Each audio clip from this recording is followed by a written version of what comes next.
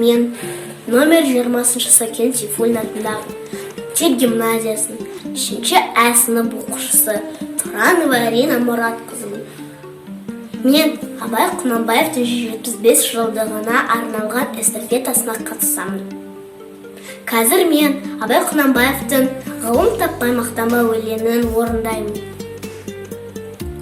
Ғылым таппай мақтанба, орын таппай баптанба, құмарланып шаттанба, нап босқа күлуге, 5 нәрсеге асық бол, 5 нәрсеге қашық бол.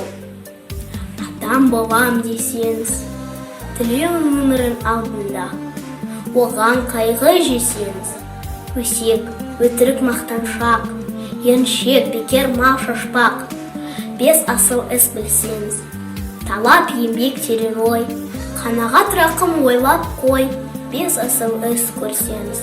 Рахмет.